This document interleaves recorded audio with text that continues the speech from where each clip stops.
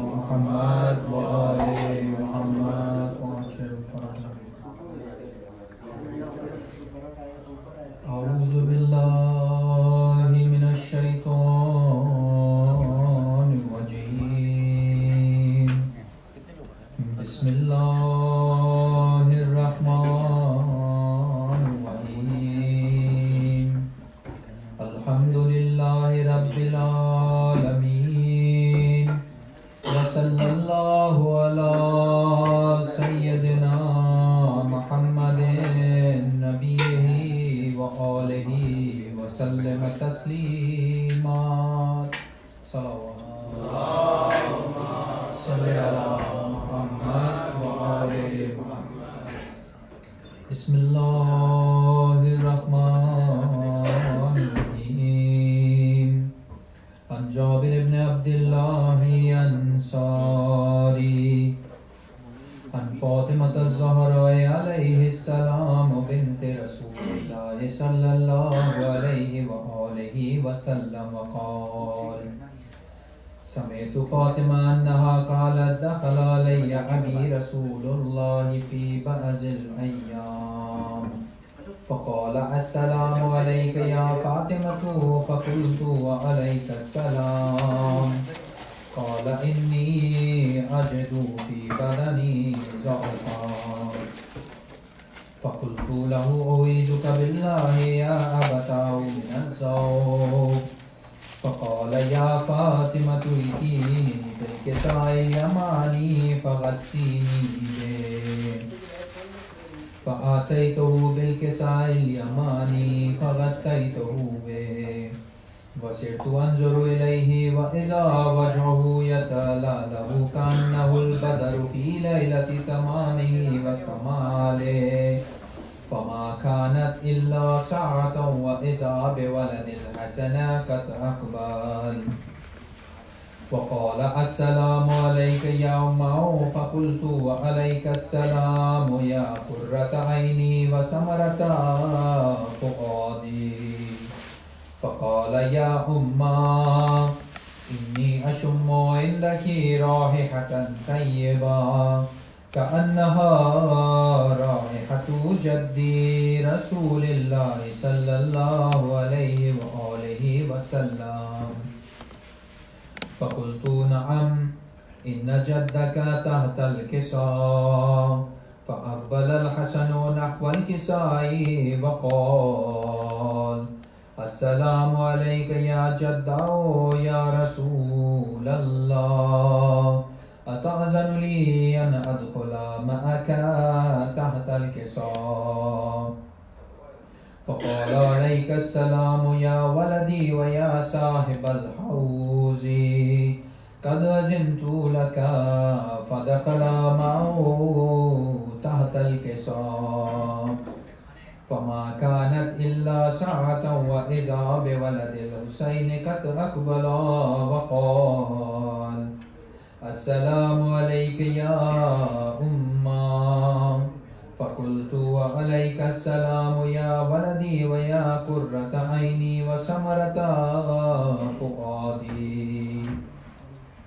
فقال لي: يا أمه إني أشم عندك رائحة طيبة كأنها رائحة جدي رسول الله صلى الله عليه وآله وسلم.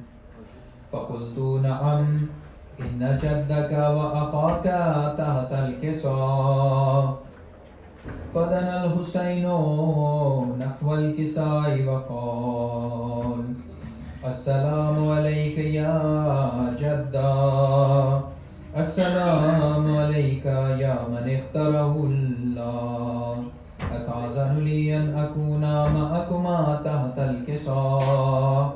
فقال: عليك السلام يا ولدي ويا شافع أمتي، قد أذنت لك. فدخل معهما تحت الكساء.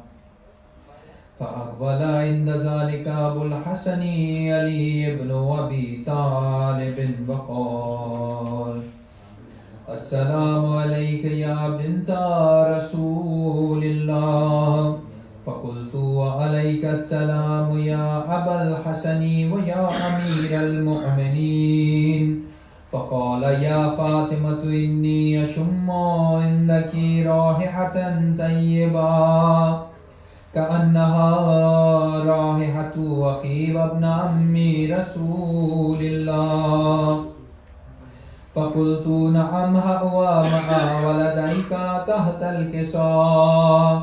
فأقبل علي نحو الكساء وقال السلام عليك يا رسول الله، أتأذن لي أن أكون معكم تحت الكساء؟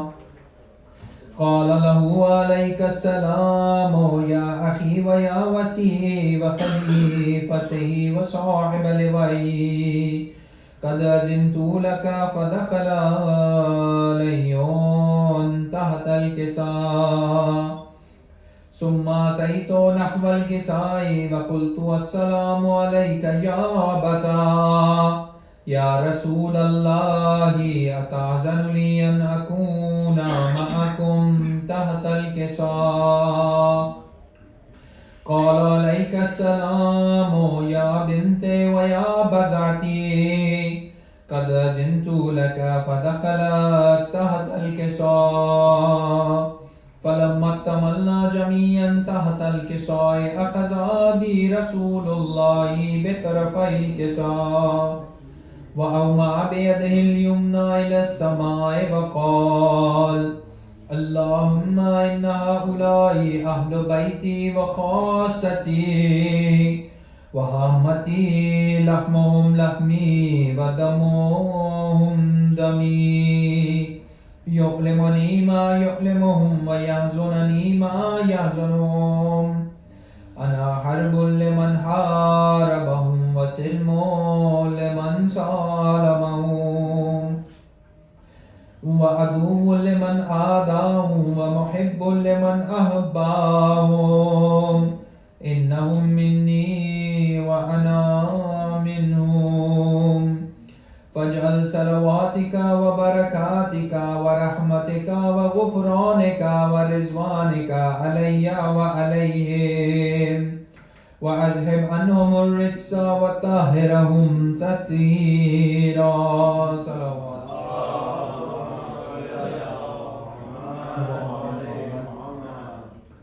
فقال الله عز وجل يا ملائكتي ويا سكان سماواتي، إني ما خلقت سماء مبنيا ولا أرضا مدهيا ولا قمرا منيرا ولا شمسا مزيا ولا فلكا يدور ولا بحرا يجري ولا فلكا يسري إلا في محبة هؤلاء الخمسة الذين هم تحت الكساء. فقال الأمين جبريل يا ربي ومن تحت الكساء؟ فقال عز وجل هم أهل بيت النبوات ومعدن الرسالة، هم فاطمة وأبوها وبنوها وبنوها. فقال جبريل يا ربي أتأذن لي أن أهبط إلى الأرض لأكون معهم سادسا؟ فقال الله نعم قد أذنت لك. فهبط الأمين جبريل وقال السلام عليك يا رسول الله. العلي الأعلى يقرئك السلام ويخصك بالتحية والإكرام ويقول لك وعزتي وجلالي إني ما خلقت سماء مبنيا ولا أرضا مدهية ولا قمرا منيرا ولا شمسا مزية ولا فلكا يدور ولا بحرا يجري ولا فلكا يسري إلا لأجلكم ومحبتكم وقد أذن لي أن أدخل معكم فهل تعزن لي يا رسول الله؟ فقال رسول الله وعليك السلام يا عمينا وهي الله إنه نعم قد أذنت لك. فدخل جبرائيل معنا تحت الكساء فقال لأبي إن الله قد أوحى إليكم يقول إنما يريد الله ليذهب عنكم الرجس أهل البيت ويطهركم تطهيرا. صلى الله محمد وآل محمد.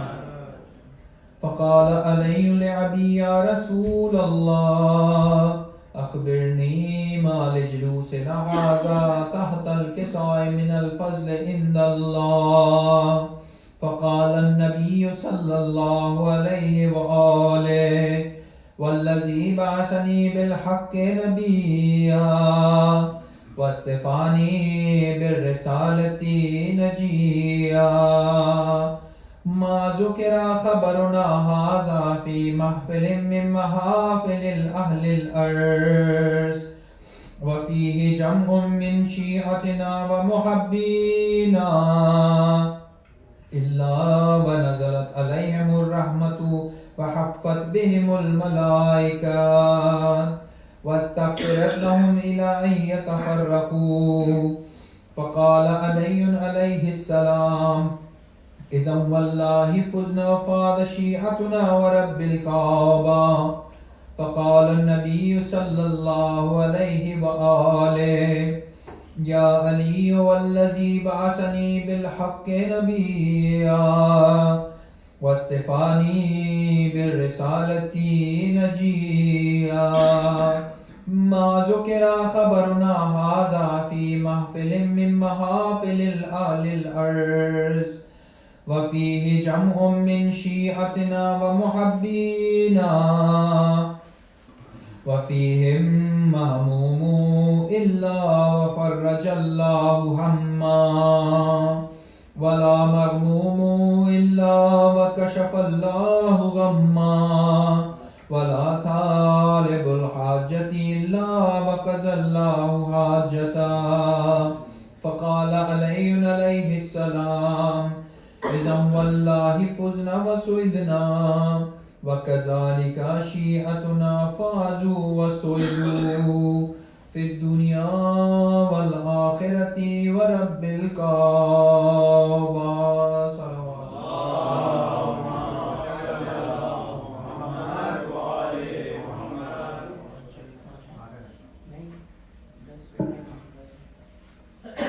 برائے خوشنودی ماہ زمانہ بلند علی سلوات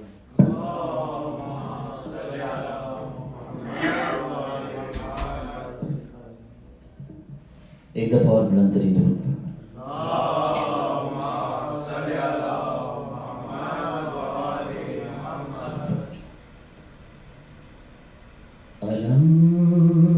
علمدار کرب و بلا کون علمدار کرب و بلا کون ہے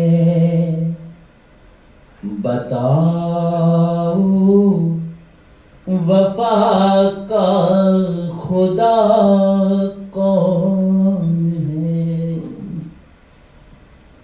ہے فوج یزیدی میں ایک کھلبلی یہ مانند شیر خدا کون ہے یہ مانند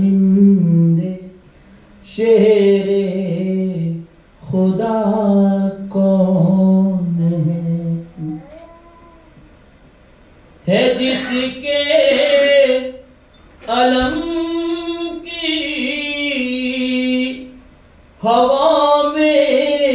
شفا ہے جس کے علم کی ہوا میں شفا کہو تو وہ معجز نما کون ہے؟ شیر سماعت فرمائیے کہ محمد کے بستر پہ ایک رات میں محمد کے بستر پہ ایک رات میں خریدے جو رب کی رضا کون ہے؟ خریدے جو رب کی رضا کون ہے وہ کون جو غار میں رو پڑا؟ ہے وہ کون جو غار میں رو پڑا؟ جو تیہوں میں سویا رہا کون ہے؟ یہ پوچھو نبی سے کہ قوسین پر، یہ پوچھو نبی سے کہ قوسین پر حجاب خدا میں ملا کون ہے؟ گزرتا ہے جس پر خدا کا گمان، گزرتا ہے جس پر خدا کا گمان، وہ بندہ علی کے سوا کون ہے؟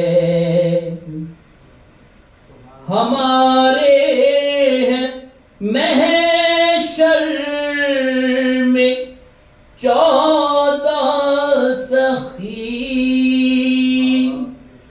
ہمارے ہیں محشر میں 14 سخی، بتاؤ وہاں پر تیرا کون ہے؟ عزادار ابن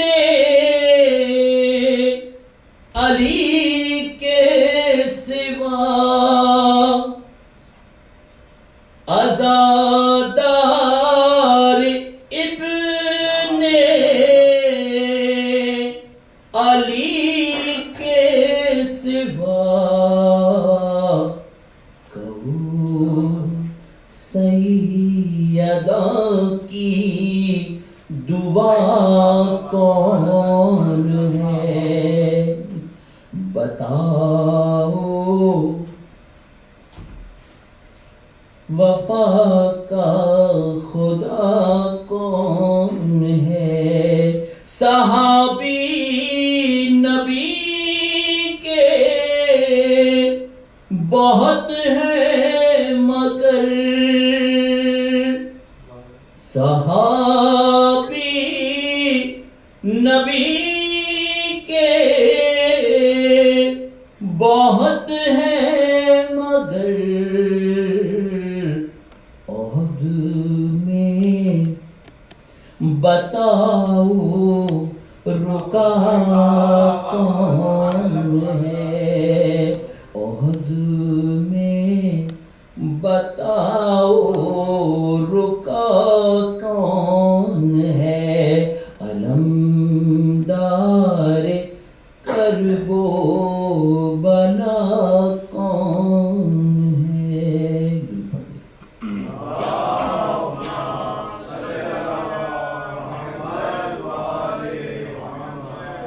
سلام کے چند اشعار۔ محمد و اہل بیت محمد بلند صلوات۔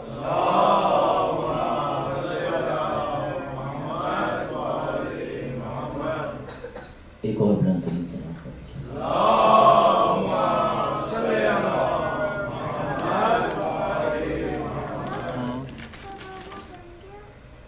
درمیان لاشوں کے مقتل میں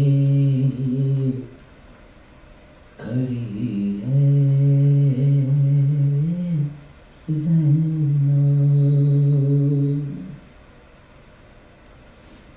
درمیان لاشوں کے مقتل میں کھڑی ہے زینب،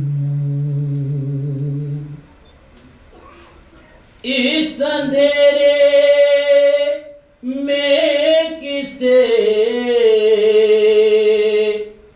ڈھونڈ رہی ہے زینب، درمیان لاشوں کے مقتل میں کھڑی ہے زینب، سب کی نظریں ہیں چمکتے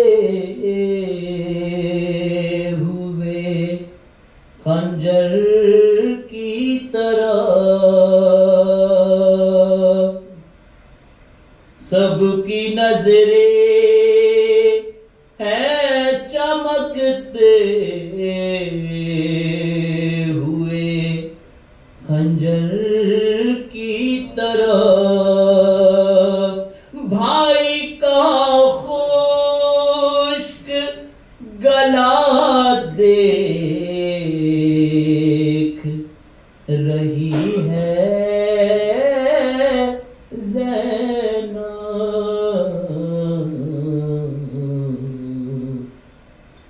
درمیان لاشوں کے مقتل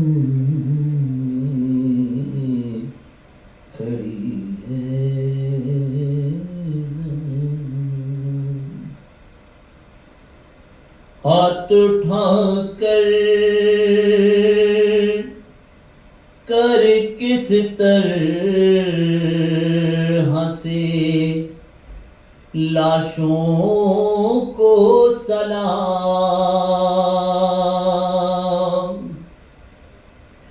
ہاتھ اٹھا کر کس طرح سے لاشوں کو سلام، ادرسی میں ہے شانوں سے بندھی ہے زینب،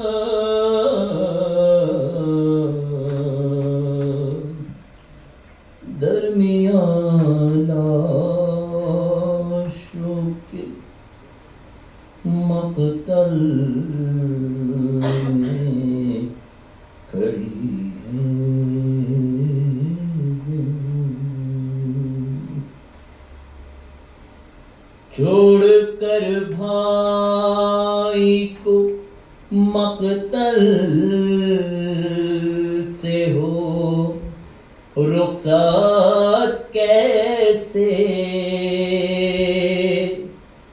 چھوڑ کر بھائی کو مقتل میں ہو رخصت کیسے، لاش سے اٹھی ہے اور پھر گری ہے زینب، درمیان لاشوں کے مقتل میں کھڑی ہے زینب، شہ پہ چلتے ہوئے خنجر کو بھلا کیا معلوم، شہ پہ چلتے ہوئے خنجر کو بھلا کیا معلوم، کس طرح خاک پہ غش کھا کے گری ہے زینب، درمیان لاشوں پہ مقتل میں کھڑی ہے زینب، دن کی دھوپ کے گئی رات کی اوسا کے گئی، دن کی دھوپ کے گئی رات کی اوسا کے گئی، سج رہا ہے ابھی دربار، کھڑی ہے زینب، درمیان لاشوں کے تیرے سر پہ ہے، تیرے سر سے یہ نہ نکلے گی، نکلتے دم تک تیرے سر سے یہ نہ نکلے گی، نکلتے دم تک تیرے بالوں میں جو یہ خاک پڑی ہے زینب،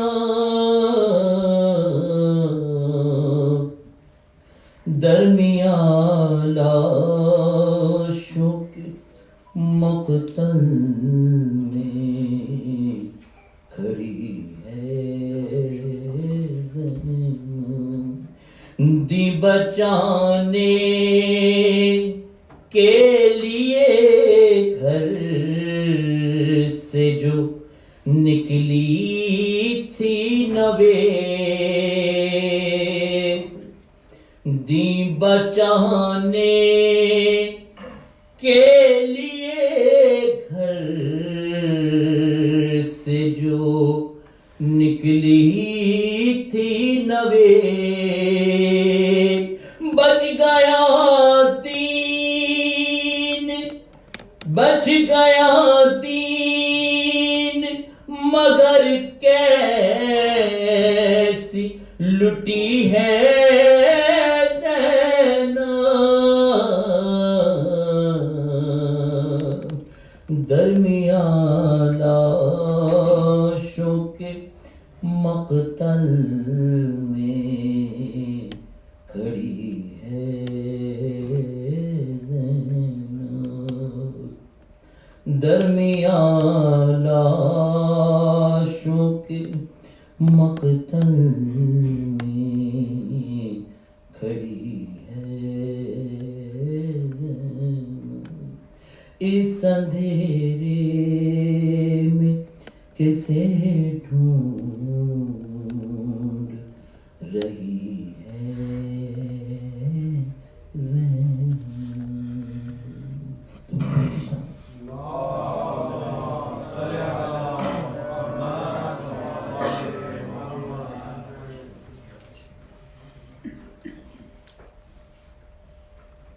محمد وآل بیت محمد بلندر صلوات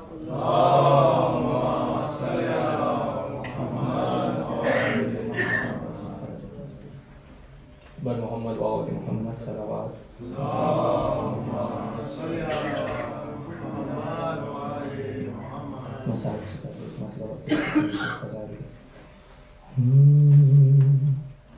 موت سے خوف کھا کر جو شام و سحر مانگتے ہیں دعا زندگی کے لیے، موت سے خوف کھا کر جو شام و سحر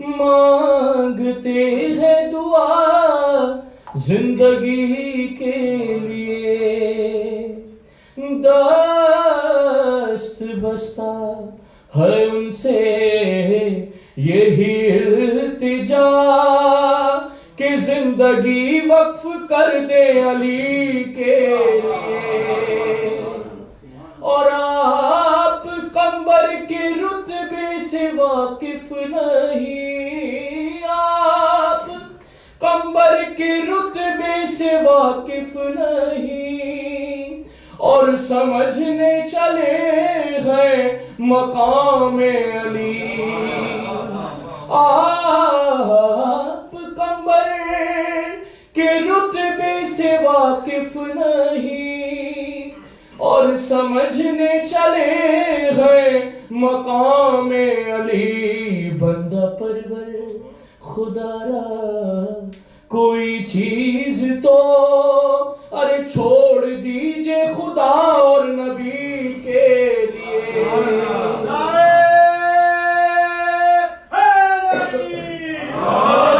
اور نزع کا وقت ہے مسکراؤں نہ کیوں، نزع کا وقت ہے مسکراؤں نہ کیوں، میری دیری نہ امید بر آئی ہے، میری بالی میری بالی میری بالی پہ آیا ہے مولا میرا، ارے موت مانگی تھی میں نے اسی کے لیے،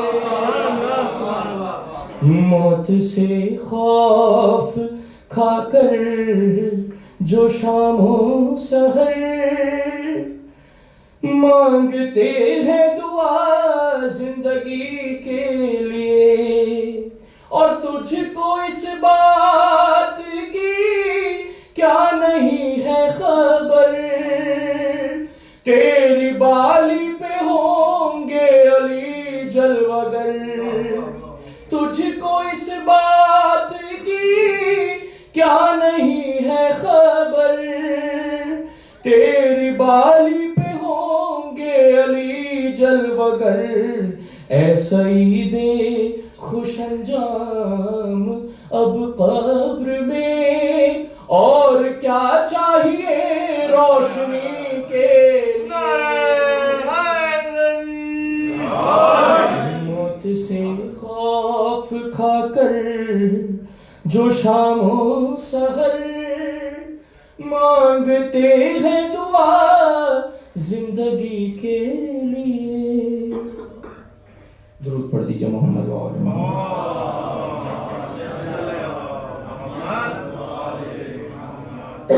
ایک دفعہ اور مل کے آواز بلند کر سکتے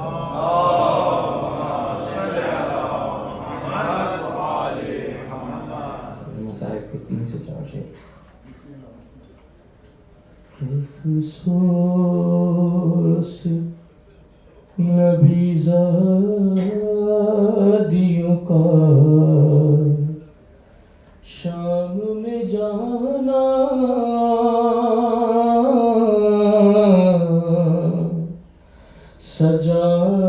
سجاد سے پوچھو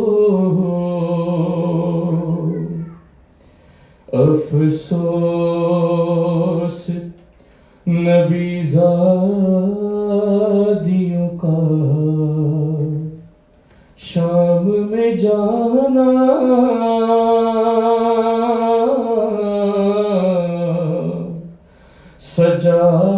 سجاد سے پوچھو سرنگ وہ ماں بہنوں کا دربار میں جانا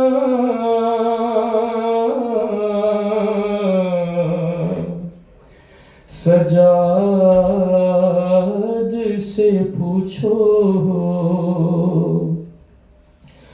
چھپتی تھی نبی زادی نبی زادی کے پیچھے اور اس شرم و حیا سے اور شمر کا ان بیبیوں کے نام بتانا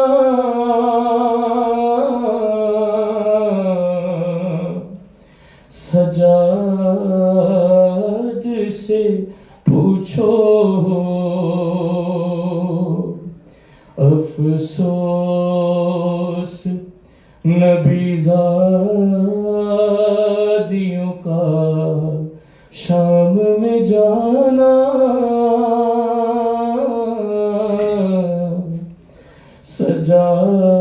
سجاد سے پوچھو بیٹھے ہوئے دربار میں سب چھوٹے بڑے تھے ارے سادات کھڑے تھے اور سرتشت میں رکھا ہوا زینب کو دکھانا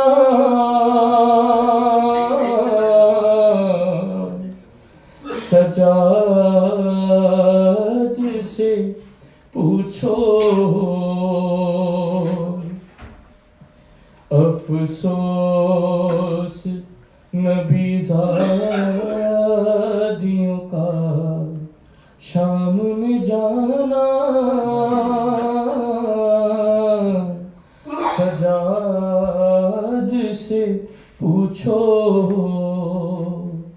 جب دختر شبیر نے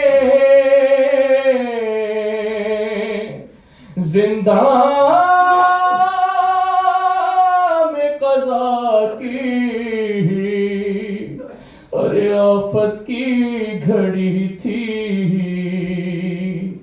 وہ ننھی سی میت بندھے ہاتھوں سے اٹھانا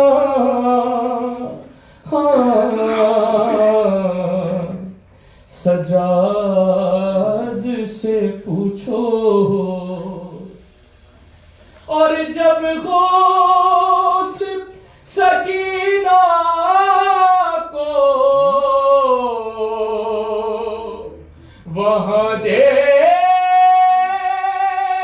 چکی غسل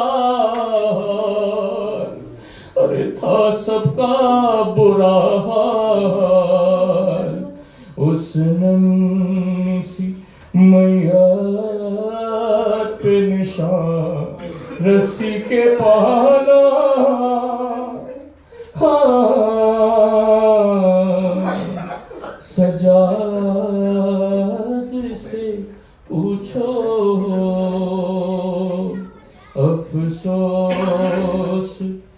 नबी शादियों का शाम में जाना, सजाद से पूछो।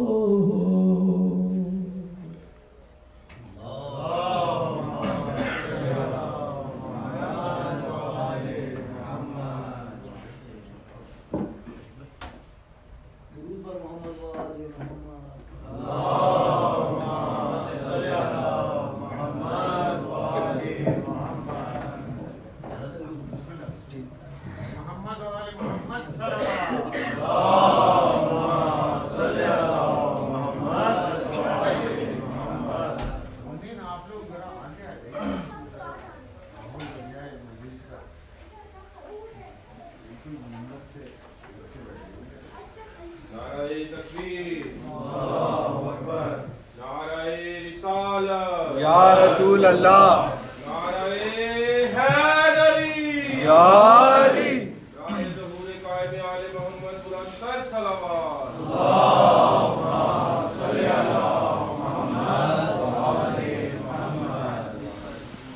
तमाम अरवाह मोमिन मोमिनात के लिए, तमाम शोहदाए मिल्लत जाफरिया के लिए, तमाम उलमा खुतबा फुक़हा शुअरा जिन्होंने भी नौहा ख्वां, जिन्होंने भी जिस तरह से भी दीन इस मसलक इस फर्श की जिस तरह से भी खिदमत की, उन सबको शामिल करते हुए आप हज़रात अपने तमाम रिश्तेदारों, मोहसिनों, उस्तादों, तमाम शियाने हैदर कर्रार को शामिल करते हुए जो लोग इस दुनिया से गुजर गए उन सबको शामिल करते हुए एक मरतबा अल्हम्द और 3 मरतबा सूरह इखलास की तिलावत करें।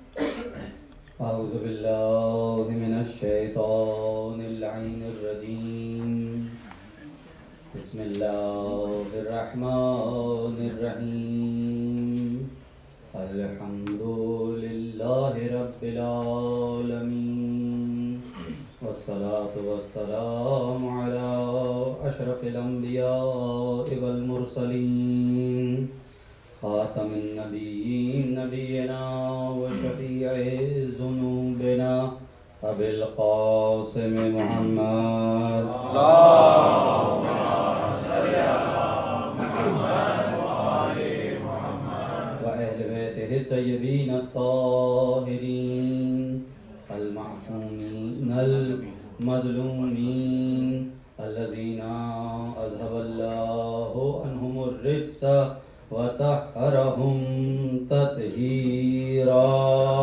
اللهم صل على محمد وآل محمد أما بعد فقد قال الله تبارك وتعالى في القرآن المبين وهو أصدق الصادقين بسم الله الرحمن الرحيم اهدنا الصراط المستقيم صلوات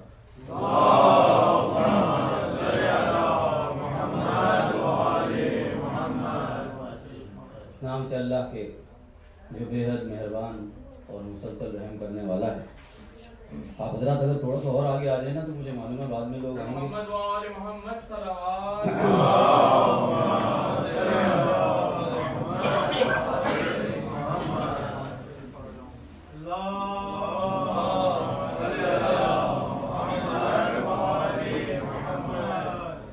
یہی سلسلہ گفتگو میں نے شروع کیا ہوا ہے اور ارادہ یہ تھا کہ اس سال جہاں بھی موقع ملے گا کوشش یہ کروں گا کہ یہ بات کمیونیکیٹ کر سکوں کہ ہمیں جو ہدایت مل گئی ہے وہ بہت مکمل ہے اور مزید کوئی ہدایت کی کمی نہیں ہے، اور اب وہ ساری ہدایتیں ہمارے انتظار میں ہیں کہ ہم ان کا استعمال کریں، ہم ان کی اہمیت کو سمجھیں اور ان کو اتنی بڑی نعمت سمجھیں کہ ہمارے ہونے سے زیادہ بڑی نعمت ان ہدایتوں کا ہونا ہے. اگر ہم اس نعمت کو اتنی بڑی نعمت سمجھیں گے تو ہی ہم اس کی وہ قدر کر سکیں گے جو وہ ڈیو رسپیکٹ ہے اس کی. اگر ہم, کیونکہ ہمیں یہ چیز, ہمیں جو ہدایات مل گئی ہیں وہ ایک طرح سے کہہ لوں, سمجھانے کے لیے کہہ رہا ہوں, برا نہ ماننے کا, فری میں مل گئی ہیں, پیدا ہوتے ہی مل گئی ہیں, تو شاید یہ نہ ہو مجھ سے گناہ یہ ہو جائے کہ میں ان کی قدر نہ کروں. اور یہ انسان کا ٹریپ ہے. آپ دیکھ لیں, میری آنکھیں ہیں, میں احساس نہیں کرتا کہ آنکھیں کتنی بڑی نعمت ہے. جس کی نہیں ہے نا اس سے پوچھیں. بلکہ میں اور ریفائن کر دوں بات کو, اور چھوٹا کر دوں, مائکروسکوپک کر دوں, میں ہاتھ اٹھا کے پانی پی لیتا ہوں اور یہ میرے لیے کوئی بات ہی نہیں ہے. لیکن جس کا ہاتھ نہ اٹھتا ہوں نا, یا جس سے پانی نہ نکلا جاتا, اس سے پوچھیں کہ یہ کتنی بڑی نعمت ہے. تو میں نعمت کا احساس کروں کہ یہ ہدایت جو مجھے مل گئی ہے یہ بہت بڑی نعمت ہے. اور میں, یہ وہی نعمت ہے کہ جو میں نماز میں کھڑے ہو کر اللہ نے مجھ سے منگوائی ہے اپنے سامنے کھڑا ہو کر کہ یہ کرو. اور اللہ نے اس بات, یہاں سے بات میں یہاں سے شروع کروں گی تمیز سے, کہ اللہ نے مجھ سے کہا کہ جی میں اللہ کے سامنے کھڑے ہو کر یہ دعا مانگوں دن میں کم سے کم 10 مرتبہ, اہدنا الصراط المستقیم, کہ ہمیں سیدھے رستے پر قائم رکھ. اب دیکھیے, تو بزرگ بیٹھے ہوئے شاعر ہیں, یہ اس بات کی شاید اس کو محسوس کر لیں گے بہت ہی آسانی سے. میں تو صرف سبق سنا رہا ہوں آپ کے سامنے کہ اللہ نے رستہ ہی کیوں کہا. کچھ بھی کہہ سکتا تھا, کوئی بھی مثال دے سکتا تھا, کوئی بھی تمثیل استعمال کر سکتا, روشنی کہہ سکتا تھا, سورج کی کرن کہہ سکتا تھا, بہتا ہوا پانی کہہ سکتا تھا, چلتی ہوئی ہوا, کچھ بھی کہہ سکتا تھا. اس کی مرضی. خوبصورت ترین بات کرتا, اپنی ہدایت کی بات کر رہا تھا کہ مجھے خوشبو کا رستہ دکھا دے, مجھے باغوں میں لے جا, کچھ بھی کہہ سکتا تھا. آخر رستہ ہی کیوں سلیکٹ کیا اس نے؟ تو بات ہے نا, مجھے کوئی میسج مل رہا ہے نا کہ اس میں صراط کا لفظ, صراط, میں بھی کہیں اور عرض کر رہا تھا, یہ والی ایک تو یہ صراط ہے جس پر مجھے چلنا ہے جو میں مانگ رہا ہوں, ایک وہ پورے صراط ہے. ایک صراط اس دنیا میں ہے, ایک صراط اس دنیا میں. اگر ادھر اس صراط پر قائم رہا تو ادھر اس صراط پر گزر سکوں گا جو کلے صراط. یہ صراط کا زور کیوں ہے؟ دیکھیے یہ کی ہے یہ بات, میں یہی پہنچ جائے بات. صراط اس لیے کہا کیونکہ چاہے کوئی بھی ہو منزل پر نہیں پہنچ سکتا جب تک رستے پر نہ چلے. کوئی بھی ہو, کو بڑے سے بڑا وزیر اعظم ہو, ڈونلڈ ٹرمپ ہو ایور, آپ بڑے سے بڑے چنگیز خان کا نام لے لیں, اگر اس کو ایک جگہ سے دوسری جگہ جانا ہے نا تو رستے پر چلنا پڑے گا. بغیر چاہے وہ بڑا تعریف کرتا رہے, یوں قالین میرا رستہ ہے اور میرے رستے میں یوں پھول کھلے ہوئے ہیں اور اتنا اچھا رستہ ہے اور اتنا اچھا رستہ ہے, جب تک اس رستے پر چلے گا نہیں منزل پر پہنچے گا نہیں. یہ بات طے ہے, اس کو چلنا پڑے گا. اگر میں بھی اپنے رستے کی صرف تعریفیں ہی کرتا رہوں کہ جناب میرے پاس ایسا رستہ ہے, میرے پاس ویسا رستہ ہے, جب تک چلوں گا نہیں منزل پر نہیں پہنچوں گا. اب درود پڑھنے پر محمد والے محمد.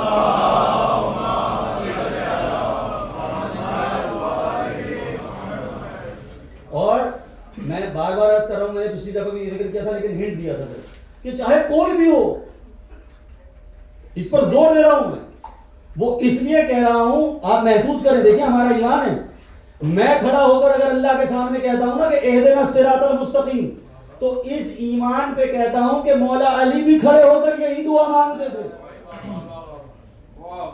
یہی الفاظ تھے ان کے بھی.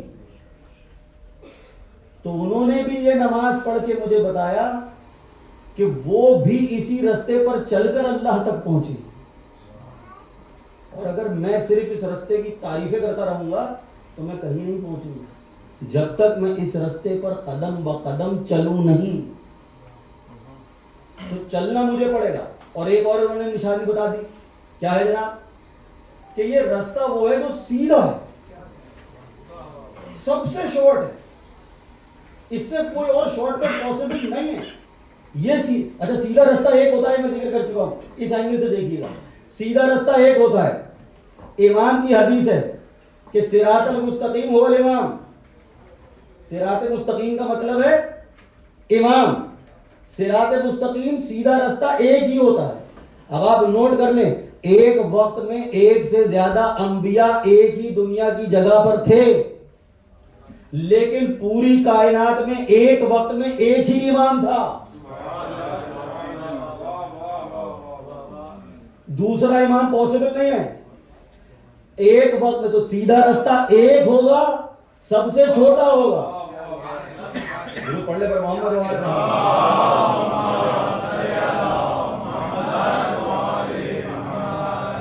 ایک ہوگا, نشانیاں ہیں یہ. اور آپ دیکھیے جناب کہ ایک ہے, سب سے چھوٹا ہے, اور یہی وہ راستہ ہے جو امام ہے, کہ جس کو میں امام سے میں بار بار عرض کر رہا ہوں, اس کے بعد میں اگلی بات پہ جاؤں گا, ورنہ یہی میری. آپ درود پڑھنے پر محمد وآل محمد.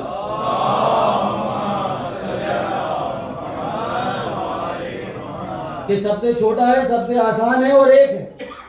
امام بھی ایک وقت میں ایک ہی ہوگا. علی یا ولایت علی نجات کا ایک اور ذریعہ بھی نہیں ہے کہ بھائی سیدھا راستہ ایک ہی ہوگا. ٹیڑھے راستے بہت زیادہ ہوں گے, بہت زیادہ ہوں گے. تو علی نجات, علی بھی نجات کا ذریعہ نہیں ہے, علی ہی نجات کا ذریعہ ہے. یہ ولایت ایک ہی ہے, اور یہ وہی ایک واحد راستہ ہے, اور یہی سب سے آسان اور سب سے چھوٹا ہے. یہ ذہن میں رکھیے گا, اور اس پر چلنا پڑے گا. اور اسی لیے رسول اللہ نے کہا تھا کہ میں اس بات کی دلیل دے رہا ہوں آپ کو کہ یہ ایک ہی ہے اور یہ ہی ہے, اور کوئی ہمارے پاس چوائس نہیں ہے. کہ مثلا اہل بیت ہی, میرے اہل بیت کی مثال کا مثل سفینۃ نوح. میرے اہل بیت کی مثال ایسی ہے جیسے سفینہ نوح کی مثال ہے. اگر یہاں لفظ نوح نہیں ہوتا نا کہ سفینے کی مثال ہے, تو بہت سارے سفینے ہیں, لیکن سفینہ نوح کہہ کے بتایا کہ اس طوفان میں سارے سفینے ڈوب گئے تھے, صرف ایک سفینہ بچا تھا, سفینہ نوح.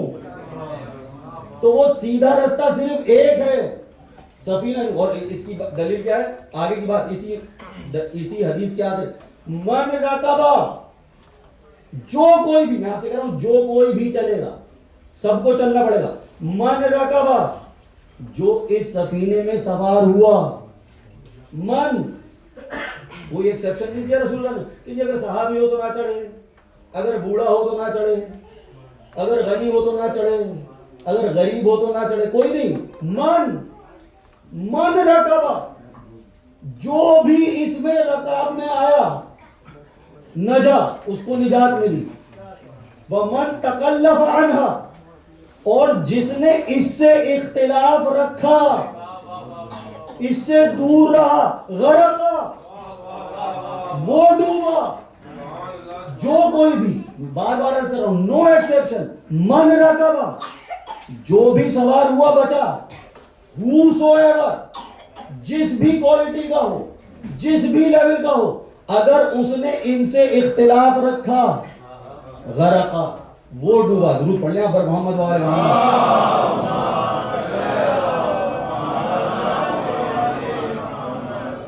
اب ایک مثال کے طور پر عرض کر دوں گا, اس کے بعد کو بات آگے بڑھاؤں گا میں آپ کو کہ اس کا مطلب کیا ہوا. دیکھیے عام دنیا کا راستہ ہونا, اگر عام دنیا کا کوئی ایک جگہ سے دوسری جگہ چلنا ہوں, ایک ہمارے پاس اب یہ جی پی ایس آ گیا, میں ابو ظبی کے گھر پر جی پی ایس کے ذریعے پہنچا. پہلے وہ میپس ہوا کرتے تھے, پہلے وہ سینہ بسینہ پتہ چل جاتا تھا کہ لوگ بتا دیتے تھے گلی سے مڑ جانا, اس گلی سے مڑ جانا. آپ کی دنیا کے راستے کی مثال لے لیں. اگر مجھ کو راستہ پتا ہو یا میپ ہو میرے پاس, لیکن نہ میری گاڑی کی ہیڈ لائٹ کام کرے اور نہ راستے پہ روشنی ہو, کون پہنچ سکتا ہے منزل؟ راستہ بتایا, آپ کا جی پی ایس بھی بتا رہا ہے آپ کو, لیکن آپ کو راستہ نظر نہیں آ رہا. نہ راستے پہ روشنی ہے, نہ آپ کے پاس روشنی ہے, تو آپ دنیا کی منزل تک پہنچ سکتے ہیں؟ ایمانداری سے بتائیے, میں صرف سمجھانے کے لیے یہ بات کر رہا ہوں, بالکل سامنے کی بات کر رہا ہوں, لاجک. آپ عام ابھی یہاں پہ لائٹ چلی جائے اسی کمرے میں, تو آپ یہاں سے دروازے تک باہر نہیں نکل سکتے. حالانکہ سب کو راستہ پتا ہے 10 لوگ ٹکرائیں گے اس جگہ, 2 لوگ سیڑھی سے گر جائیں گے, ایسا ہے یا نہیں ہے نا. تو یہ دنیا تو میری مقصد حیات تو نہیں ہے یہ دنیا بنانا اللہ. جب یہ اس گھٹیا دنیا کی جگہ کی ایک منزل سے دوسری منزل میں 2 چیزوں کے بغیر نہیں پہنچ سکتا, ایک مجھے رستہ پتا ہو اور ایک مجھے رستے پر روشنی ملے. ایک مجھے رستہ پتا چلے اور ایک مجھے وہ رستہ دکھے, جب میں منزل تک اس دنیا کی منزل تک پہنچ سکتا ہوں. اب اللہ نے مجھے پیدا کیا ہے ہدایت پر عمل کرنے کے لیے, تو اس نے اس کا انتظام اس سے اچھا کیا ہو. جب اس نے اس دنیا کے رستوں کو روشن کیا ہے تو اس نے صراط مستقیم کو روشن نہیں کیا ہوگا. تو اس لیے جو صرف کتاب کے قائل ہیں, قرآن رستہ تو بتا دے گا, دکھائی نہیں دے گا. اس لیے رسول اللہ نے کہا تھا میں 2 چیزیں چھوڑ کے جا رہا ہوں, کتاب اللہ و عطرتی اہل بیتی. قرآن تمہیں رستہ بتائے گا, اہل بیت رستے کو روشن کر دیں گے. وہ نور ہوں گے کہ جو تمہارے رستے کو تمہارے لیے روشن کر دیں گے تاکہ تمہیں ادھر چلنے پر آسانی ہو. ضرور پڑھ لیں آپ پر محمد و علیہ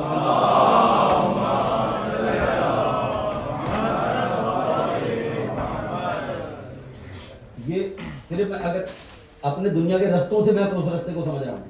اب دیکھیے میں نے یہ بات پہلے بھی کی اور آج ایک دوسرے طور پر دلیل کے طور پر استعمال کر رہا ہوں. ہمارے اہل سنت علماء نے اس آیت کا ترجمہ کیا کہ بار الہ مجھے سیدھا رستہ, ہمیں سیدھا رستہ دکھا دے. ہمارے علماء نے کیا کیا, ہمیں سیدھے رستے پر قائم رکھ. اب ان دونوں میں ایک فنڈامنٹل ڈفرنس ہے جو مجھے آج الیبوریٹ کرنا ہے, اور اس کا مطلب کیا ہوا, اس کا پریکٹیکلی مطلب کیا ہے جو ہم کہہ رہے ہیں. اس سے مطلب کیا, ایک تو میں یہ اکاؤنٹ کے طور پر استعمال کر سکتا ہوں اور میں بتا دوں آپ کو وہ دلیل کہ جب ابلیس کو اللہ نے نکالا نا تو اس نے کیا کہا کہ فَبِمَا أَغْوَيْتَنِي, تو نے مجھے گمراہ کر دیا. زور دیکھیں آپ ابلیس, اور یہ مینٹلٹی بھی سمجھ. فَبِمَا أَغْوَيْتَنِي, اللہ سے کہہ رہا ہے تو نے مجھے گمراہ کر دیا. اپنی غلطی کا الزام دوسرے پر ڈالنا یہ ہے ابلیسیت. اپنی غلطی کے بجائے اللہ پر ڈالنا الزام کہ جی تو نے مجھے گمراہ کر دیا. اب اس کے بعد اس نے کیا کہا, لَأَقْعُدَنَّ عَلَىٰ صِرَاطَكَ الْمُسْتَقِيمِ, اب میں صراط مستقیم پر بیٹھ جاؤں گا. ابلیس کو صراط مستقیم نظر بھی آ گئی اور بیٹھا ہوا بھی ہے. مسلمان ابھی تک صراط مستقیم ڈھونڈ رہا ہے, ڈھونڈ رہا ہے. جو یہ سوچ کے اللہ کے سامنے کہہ رہا ہے مجھے دکھا دے مجھے دکھا دے, ابھی وہ ابلیس سے تھوڑا پیچھے ہیں. وہ بیٹھا ہوا ہے وہاں پر. یا آپ مسکرا لیے, مجھے بھی بڑا مزہ آیا پڑھ کے, لیکن اس کے بعد ایک ذمہ داری ہے امام باقر علیہ السلام کی حدیث.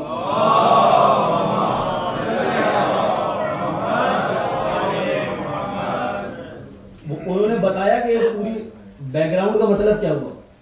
آپ فرماتے ہیں, میں مفہوم بتا رہا ہوں, حدیث ہی کوٹ کر رہا ہوں, میں مفہوم بتا رہا ہوں. آپ فرماتے ہیں اپنے اصحاب سے کہ اس کا مطلب یہ ہے کہ ابلیس کی توجہ ان کی طرف نہیں ہے, وہ تو آلریڈی دور ہیں. جو یہ دعا مانگ رہے ہیں نا, ابلیس کی توجہ ادھر نہیں ہے. ابلیس کا سارا فوکس تم لوگ ہو جو یہ دعویٰ کر رہے ہیں اور جو یہ سمجھ رہے ہیں کہ ہمارے ہاتھ میں صحیح امام کا دامن ہے, ہم صراط مستقیم پر ہیں. جو ہم یہ سمجھ کے اللہ کے سامنے کہہ رہے ہیں ہمیں اس صراط پر قائم رکھ, سارا فوکس ابلیس کا وہ لوگ ہیں. کیونکہ ابلیس نے کیا کہا, لَأَقْعُدَنَّ لَهُمْ صِرَاطَكَ الْمُسْتَقِيمِ, میں تو گھاٹ لگا کے بیٹھ جاؤں گا, میں تو چوکی لگا کر بیٹھوں گا وہاں پر. جو صراط مستقیم پر آنے کی کوشش کرے گا, رہنے کی کوشش کرے گا, وہ ہے میرا پرائم ٹارگیٹ. یہ ہے ہمارا چیلنج. سب سے پرائم، میں آج آپ کے سامنے اس کا پلان بیان کرنے کے لیے آیا کہ پلان ہے کیا. اگر میں، یہ ذمہ داری ہے، اگر میں اپنے آپ کو صراط مستقیم پر سمجھ رہا ہوں تو میں یہ سمجھ لوں کہ مجھے پر سب سے زیادہ شیطان کا اٹیک ہونا ہے، اور وہ بیٹھا ہی میری طاقت میں ہے. اور وہ کیسے اٹیک کرے گا یہ میں آج آپ کو قرآن سے ہی بتا دوں، یہ بھی اللہ نے بتا دیا. لیکن میں یہ سمجھ لوں، دیکھیے بیٹھا ہوا وہ صراط مستقیم پر ہے. کوئی آدمی سیدھے راستے پر بیٹھا ہو نا اور آپ صحیح جا رہے ہیں اور وہ ہو ابلیس، آپ اس سے پوچھے بھی نا کہ یہ راستہ وہاں جا رہا ہے، وہ کہے گا نہیں یہاں سے جا رہا ہے. وہ جان کر آپ کو راستے سے ہٹائے گا، اسی راستے کی برائیاں بتائے گا. ادھر خطرہ ہے، اس میں تکلیف بہت ہے، اس میں تو زحمت اٹھانی پڑے گی، اس میں تو روزے رکھنے پڑیں گے، یہاں تو جاگنا پڑے گا. وہ والا راستہ آسان ہے. یہ بھی ایک تھیوری دی گئی ہے بھائی، یہ بھی ایک تھیوری دی گئی ہے. یار راستے سے کیا فرق پڑتا ہے، کوئی بھی راستہ اختیار کر لو، سب راستے اللہ تک پہنچتے ہیں. دیکھ نا بیٹھا ہے نا وہاں پہ، وہ بیٹھا جان کے ڈائیورٹ کرنے کے لیے بیٹھا ہے دوسرے راستے پہ جانے کے لیے. یہ کوئی مسئلہ نہیں، سارے ہی راستے اللہ تک پہنچتے ہیں. تو یہ بات اللہ کو نہیں پتا تھی. کچھ بھی مان لو، اگر سبھی کچھ مان کے سب کو اللہ تک ہی پہنچنا ہے تو وہ کیوں کہے جا رہا ہے کہ صراط مستقیم صراط مستقیم صراط مستقیم؟ وہ بھی کہہ دیتا کوئی بھی راستہ لے لو. تو یہ مشکلات اس راستے کی دکھا کر مجھے اس راستے سے ہٹایا جائے گا، بتایا جائے گا کہ اس میں مشکلات ہیں. یوں نہیں ایسے کر لو، یہ بھی تو کر سکتے ہیں، اس کو بھی تو فالو کیا جا سکتا ہے. میں آپ کو ہنٹ دے رہا ہوں، مجھے پوری امید ہے کہ آپ پہنچ رہے ہیں وہاں. میں کھل کے نہیں بتا رہا کہ کیا کیا آپ کو دیا جائے. دیکھیے جب میں اس آیت کے بعد بتاؤں گا آپ کو، آپ درود پڑھنے پر محمد و آل محمد.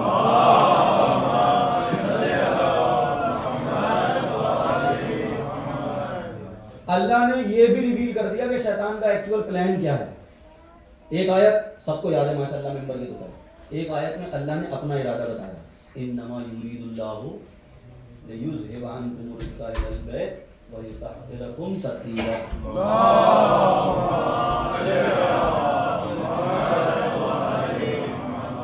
کہ اللہ نے ارادہ کر لیا ہے اور کسی نے نہیں کیا. اللہ نے خود بذات خود اللہ کا ارادہ ہے کہ وہ یہ کام کرے گا.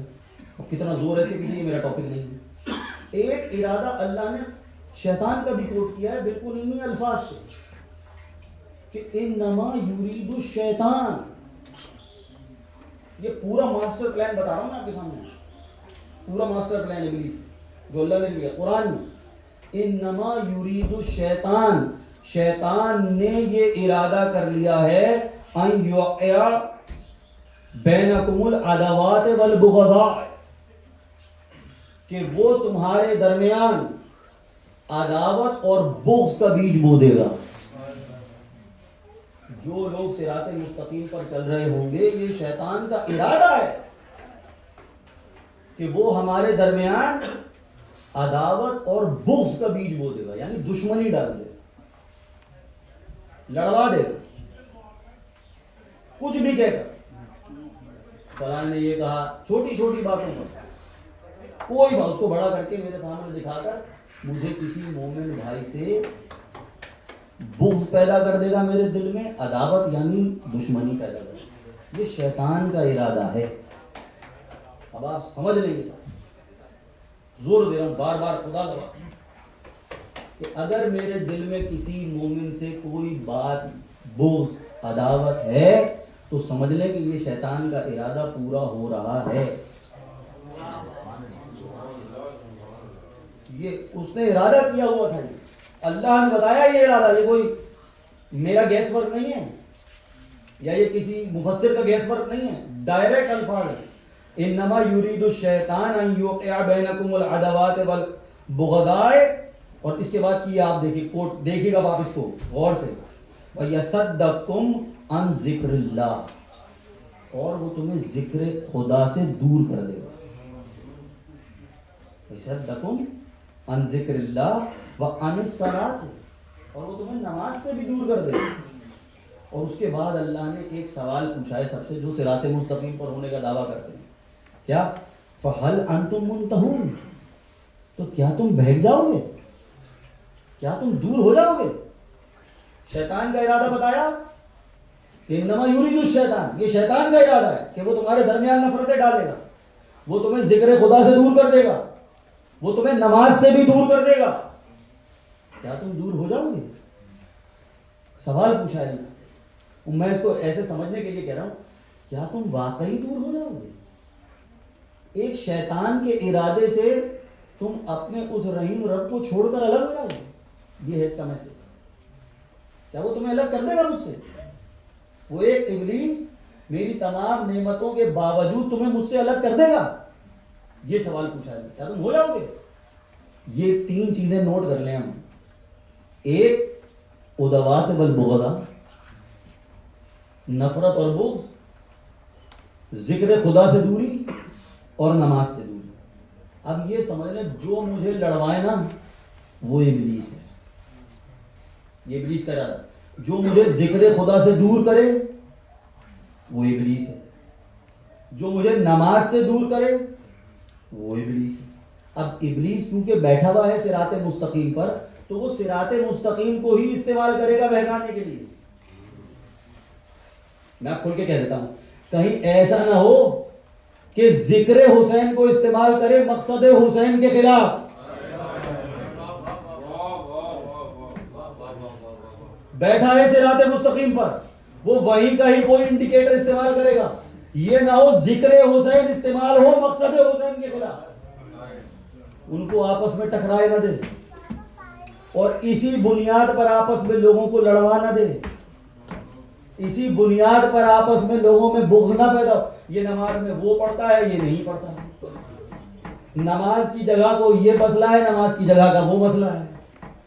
فلانی نماز کی جگہ پر قتل گائے علی ہے، ہم فلانی جگہ نماز نہیں پڑھتے. نماز ہی کو استعمال کرے گا نماز سے دور کرنے کے لیے. صراط مستقیم ہی کو استعمال کرے گا امام سے دور کرنے کے لیے. یہ اس کی چاہ. درود پڑھنے پر محمد و آل محمد.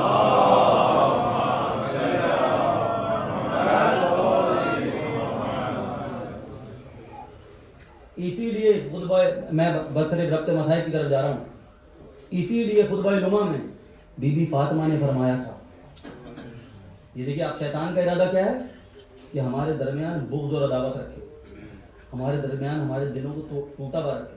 بی بی نے کہا تھا اللہ نے ہماری محبت اس لیے فرض کی تھی تاکہ لوگ آپس میں محبت قائم کریں. ساری محبتیں ان سے کریں اور آپس میں اس لیے کریں کہ وہ سب ان سے محبت کریں. یہ تھی وہ محبت جو ہمیں جوڑنے کے لیے تھی، جوڑنے کے لیے. اب اسی محبت کو استعمال کیا جائے آپس میں لڑانے کے لیے. ایک آل کی محبت مانگی تھی نا. آج کے تناظر میں دیکھ لیا، آل محمد کی محبت مانگی تھی نا اللہ نے. نہیں مانے مسلمان، آل کو نہیں مانا، ایک آل محمد کو نہیں مانا. اب کیا ہے حال؟ آل نہیان کو مانا، آل سعود کی جوتیاں چاٹ رہے ہیں، آل نواز شریف کی جوتیاں، آل بھٹو کی جوتیاں، آل فلانے آل.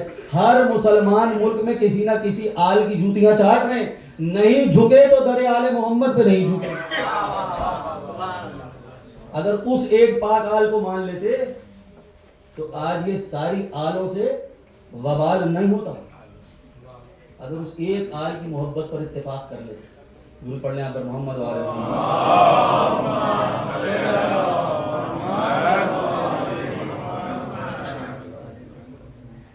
اور یہی وہ ذکر تھا جس نے ہمیں آپ کو جوڑا ہوا ہے. بس آخری بات کہہ رہا ہوں کہ اللہ نے، یہ جو اسی حدیث کو استعمال کر رہا ہوں جو پہلے کوٹ کر چکا ہوں، کہ اللہ نے، رسول اللہ نے ہمارے لیے صراط مستقیم کے لیے 2 چیزیں چھوڑی. ایک تھا قرآن اور ایک اہل بیت. دونوں کا مقصد تھا. جنہوں نے کہا کتاب کافی وہ بھی رستہ ڈھونڈ رہے ہیں. جنہوں نے دونوں کا دامن تھامے رکھا وہی اس بات کے دعوے دار ہیں کہ ہم صراط مستقیم پر. اب آپ قرآن سے ایک مثال لے لیں اور یہی ربط مسائل. اب آپ مجھے بتائیں، دیکھیے جناب، قرآن کے بارے میں حکم ہے نا کہ لا یمسہ الا المطہرون. قرآن کے بارے میں حکم ہے. اور اس کے بعد سارے فقہا نے جس بھی مسلک کا ہو اس نے یہ نتیجہ نکالا کہ قرآن کے الفاظ کو بغیر وضو کے چھونا حرام.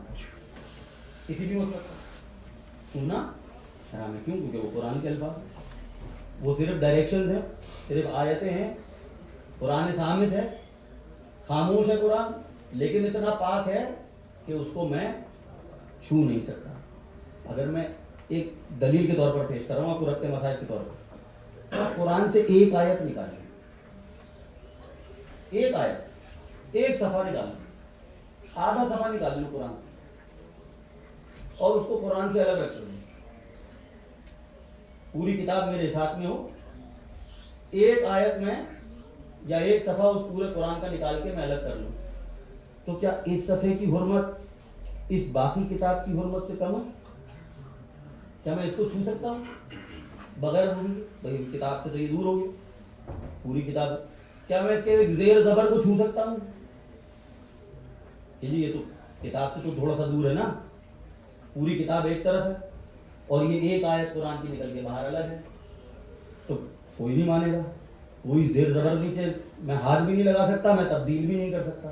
اگر میں قرآن کے ایک آیت کے بارے میں کہہ دوں, آپ پہنچ جائیے گا, میں آپ کو یہ ہنٹ دے رہا ہوں, یہ ربط مسائل کا میں بار بار عرض کر رہا ہوں. ایک آیت کے بارے میں 6666 آیتیں ہیں نا, جتنی کسی سے بھی کیوں بسم اللہ کی یا نہ کی, ایک آئیڈیل بات کر رہا ہوں. 6000 ایک آیت کے بارے میں بھی اگر میں یہ ایمان رکھتا ہوں کہ یہ الفاظ اللہ کے نہیں ہیں, ایک آیت کے بارے میں, تو میں کافر ہوں. کسی بھی ایک آیت کے بارے میں کوئی بھی ایک لفظ کہہ دوں یہ خدا کا لفظ نہیں ہے, ختم ہو گیا میرا اسلام. ایسا ہی ہے نہ میں اس کو چھو سکتا ہوں. ایک آیت ہٹ جائے قرآن سے, جتنے سال الگ رہے, اس کی حرمت باقی پورے قرآن کے برابر ہے. ایسا ہی ہے, آپ مجھے سرٹیفکیٹ دے دیں اس بات کا. ایسا ہی ہے, چاہے وہ الگ رہے چاہے یہ الگ رہے. اور ایک میں اپنے حال سے الفاظ لکھوں کاغذ پر, کچھ بھی اپنے الفاظ لکھوں, یا کسی بھی بڑے بزرگ کی حدیث لکھ دوں, بہت بڑے کی, صحیح بخاری میں سے ایک پرچہ نکال دوں اور اس کو قرآن میں رکھ دوں, اور 100 سال تک قرآن میں رہے وہ صفحہ, اس کے بعد اس صفحے پر ہاتھ لگانا واجب ہوگا وضو کے ساتھ یا نہیں؟ اس کو ماننا میرے ایمان کا حصہ ہوگا. تو معلوم ہوا کہ چاہے قرآن کا کوئی حصہ جتنا بھی بکھرا رہے, چاہے ایک حصہ نجف میں ہو, ایک کربلا میں ہو, ایک مدینے میں ہو, ان کی حرمت سب کی ایک جیسی ہے. اور چاہے کوئی گھس کے بیٹھ جائے قرآن کے ساتھ اور لگا رہے قرآن کے ساتھ سینکڑوں سال تک,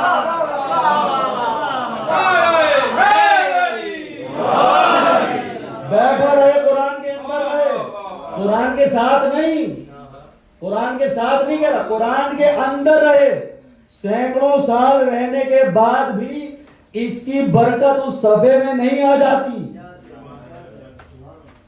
اگر کوئی, اب میں آپ سے کہتا ہوں, اہل بیت کا بچہ بھی ہو, چھوٹی آیت بھی ہو, زیر زبر بھی ہو, اس کی پاکیزگی وہی ہے جو پورے قرآن کی ہے. اور جو اصلاً قرآن نہ ہو, چاہے قرآن کے ساتھ چپک کے رہے, لیکن اس میں وہ قرآن والی بات نہیں آ سکتی. تو یہ آج مجھے حکم دیا گیا ہے کہ بچی کا ذکر کرنے کا. میں اس سینس میں یہ بات کر رہا تھا کہ وہ قرآن کا ایک زبر بھی ہو نا, تو اس کی حرمت یہ ہے کہ بغیر وضو کے ہاتھ نہ لگاؤں. یہ اسی گھرانے کی بچی ہے, اسی گھرانے کی, اسی قرآن اہل بیت کا حصہ ہے, اسی قرآن اہل بیت کی آیت ہے. آج آپ ماتم کریں گے نا, میں بھی پچھلے دنوں دیکھ رہا تھا, یہ بات میں آپ تک پہنچانا چاہ رہا تھا. دیکھیے جب ماتم ہو رہا ہوں میں اس دھمک میں اپنی دعائیں کرتا ہوں خدا کی قسم, کیونکہ میرا ایمان ہے کہ اس وقت ملائک آوازیں لکھ رہا ہو. جب وہ جوانوں کے ہاتھ اٹھ رہے ہوں تو آدمی, میں سوچتا ہوں کہ ہم یہ کہتے ہیں اپنے ہاتھ اٹھا کر اپنے مولا سے کہ مولا ہم کربلا میں نہیں تھے, یہ بازو وہاں نہیں تھے, آپ کے بھائی کے بازو کٹ گئے, ہمارے بازو اس قابل نہیں ہیں, لیکن پھر بھی آپ کے لیے حاضر. یہ بازو عباس کے بازوؤں کی یاد دلا. یہ جوانوں سے خدا قائم رکھے ان جوانوں کے ہاتھوں کو جو ماتم کے لیے اٹھتے, لیکن یہ وہ بازو ہیں جو عباس کے بازوؤں کو یاد دلاتے تھے. یہ سینے جن پر یہ ہاتھ پڑتے ہیں نا، خدا سلامت رکھے ان سینوں کو، خدا کے قسم کوئی تکلیف نہ دے سوائے تکلیف ہے یہ جو ماتم کی تکلیف ہوتی ہے. لیکن اس سینے سے بھی وہ علی اکبر کا سینہ یاد آتا ہو. کسی کو علی اکبر کا سینہ، ہم بھی اسی سینے کی یاد میں اپنے سینے پر ہاتھ مارتے ہیں. لیکن بس ایک آخری مثال دے دوں گا آپ کو بیوی کے مسائل کے لیے. ہم اپنے ہاتھوں سے اپنا سینہ مارتے ہیں نا، جتنی عمر کا ہاتھ ہوتا ہے اتنی عمر کا سینہ ہوتا ہے. جتنی طاقت ہاتھ میں ہوتی ہے اتنی طاقت سینے میں ہوتی ہے. اپنے ہاتھ سے، اور کتنا اپنے ہاتھ سے اپنے سینے پر ہاتھ مارو تو سینے کا رنگ سفید سرخ ہو جاتا ہے. میں جب یہ سینے سرخ دیکھتا ہوں نا تو میں سوچتا ہوں کہ یہ جوان سینہ تھا، یہ جوان ہاتھ تھا، یہ اپنا ہاتھ اس نے مارا تو یہ سینے کا رنگ اتنا سرخ ہو گیا. اللہ اللہ، اس بچی کے نازک گالوں کا کیا حال ہوا ہوگا جب بلول کے ہاتھ اس کے تماچے مارے، جب بلول کے ہاتھوں سے اس بچی کے نازک گالوں پر تماچے لگائے گئے ہوں. کیسا رنگ ہوا ہوگا ان گالوں کا، کیا حال ہوا ہوگا اس بچی کا. ذرا سوچنے کی، ذرا محسوس کرنے کی.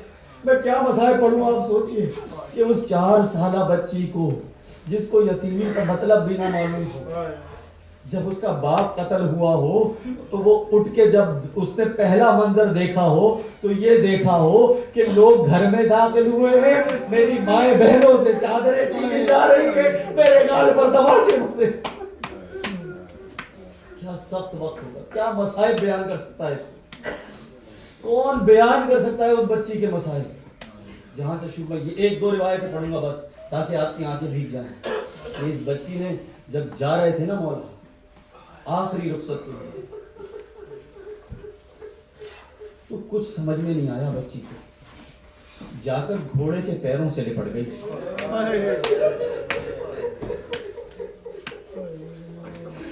اور کہتی جاتی تھی ذوالجناح میں صبح سے دیکھ رہی ہوں جو اس طرف جاتا ہے واپس نہیں آتا، میرے بابا کو لے کر مت جانا. بچی کہتے کہتے ذوالجناح کی ٹانگوں پر کہتے کہتے روتے روتے سو گئی.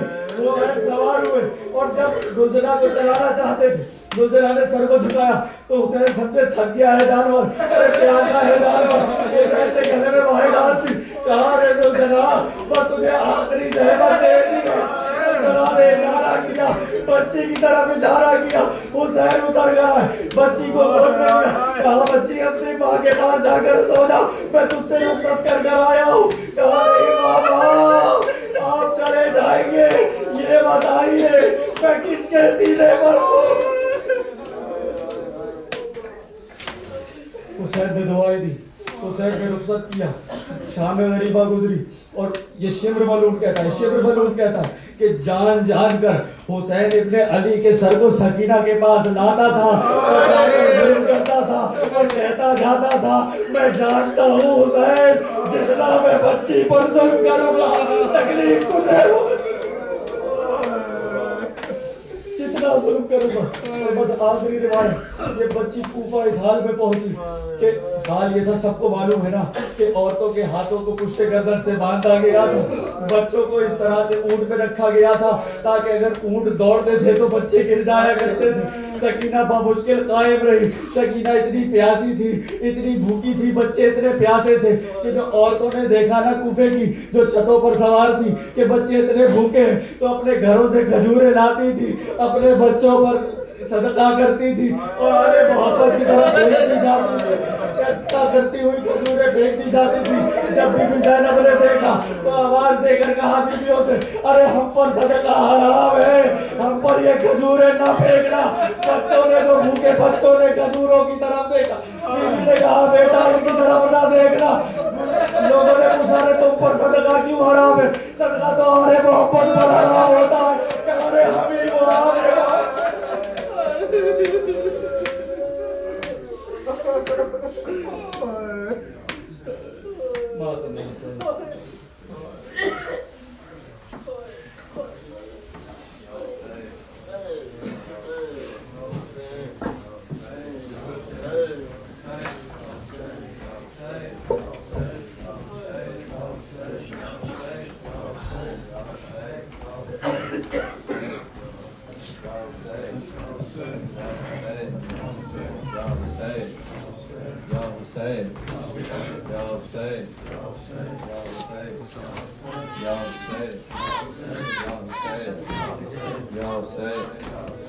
کرب و بلا کے دشت میں دریا ہے خون کا، کرب و بلا کے دشت میں دریا ہے خون کا، کرب و بلا کے دشت میں دریا ہے خون کا، کرب و بلا کے دشت میں دریا ہے خون کا، لشکر یزیدیت کا بھی پیاسا ہے خون کا، کرب و بلا کے دشت میں دریا ہے خون کا، کرب و بلا کے دشت میں دریا ہے خون کا، کرب و بلا کے دشت میں دریا ہے خون کا، لشکر یزیدیت کا بھی پیاسا ہے خون کا، کرب و بلا کے دشت میں دریا ہے خون کا، کرب و بلا کے دشت میں دریا ہے خون کا، نوحہ سنا رہا ہے سکینہ کی پیاس کا، نوحہ سنا رہا ہے سکینہ کی پیاس کا، ہاں وہ علم پہ نقش جو ابھرا ہے خون کا، کرب و بلا کے دشت میں دریا ہے خون کا، کرب و بلا کے دشت میں دریا ہے خون کا، فروا سے کہہ دو آ کے وہ قاسم کو دیکھ لے، فروا سے کہہ دو آ کے وہ قاسم کو دیکھ لے، کتنا حسین ماتھے پہ صحرا ہے خون کا، کرب و بلا کے دشت میں دریا ہے خون کا، کرب و بلا کے دشت میں دریا ہے خون کا، اکبر کو ایسے حال میں دیکھا حسین نے، اکبر کو ایسے حال میں دیکھا حسین نے، برچھی ہے دل ہے زخم ہے بھارا ہے خون کا،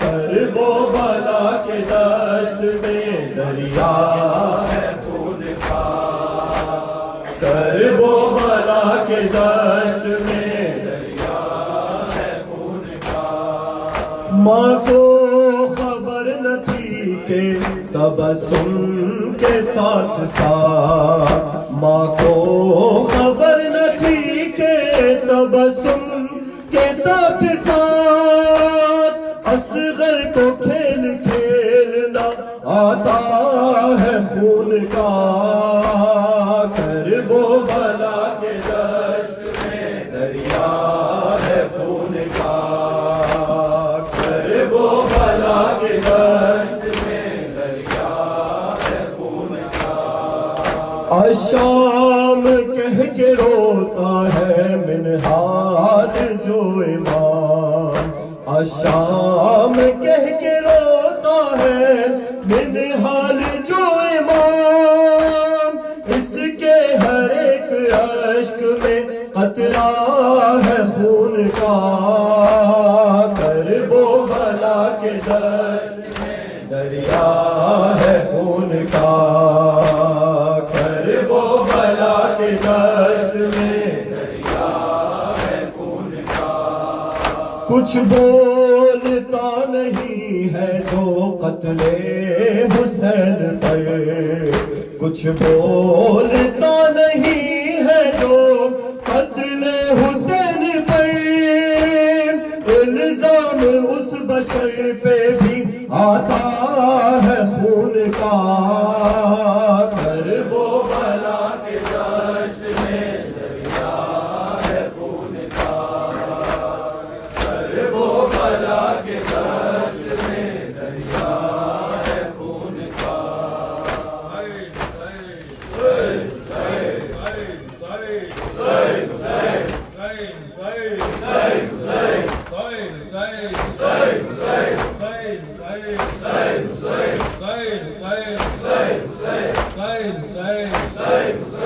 سن کے حلمن کی صدا جھولے سے ایک محل پا کے رہا ہے یہ صدا لبیک یا شاہ ہدا. سن کے حلمن کی صدا جھولے سے ایک محل پا دے رہا ہے یہ صدا لبیک یا ہاتھ لے کر کو بنا آخری فدیہ تیرا تجھ کو دیتا ہے صدا لبیک یا شاہ ہدا. سن کے حلمن کی صدا جھولے سے ایک محل پا دے رہا ہے یہ صدا لبیک یا شاہ ہدا. عرش سارا ہل گیا گونجی اصغر کی صدا. عرش سارا ہل گیا گونجی اصغر کی صدا. عصر کا وقت آ گیا بابا تنہا ہے میرا دو خدا والوں صدا. عرش والو دو صدا فرش والو دو صدا لبیک یا شاہ ہدا. سن کے حلمن کی صدا جھولے سے ایک محل پا دے رہا ہے یہ صدا لبیک یا شاہ ہدا. کہہ رہا ہے یہ خدا کہہ رہے کہہ رہے ہیں مرتضیٰ کہہ رہے ہیں مجتبیٰ. انبیاء نے بھی کہا اولیاء نے بھی کہا اوصیاء نے بھی کہا لبیک یا شاہ ہدا. سن کے حلمن کی صدا جھولے سے ایک محل پا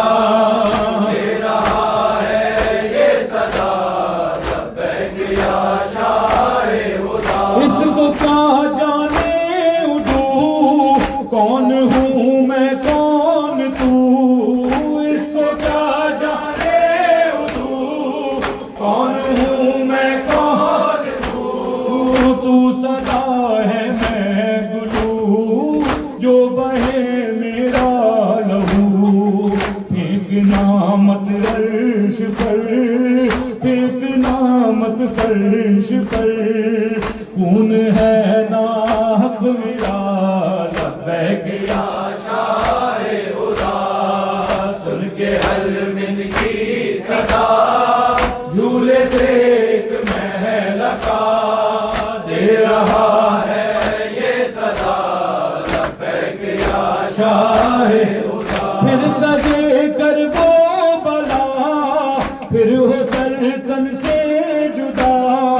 پھر سجے کر وہ بلا پھر ہو سر تن سے جدا. پھر فدا ہوں پھر فدا ہو سکا کب حق ادا.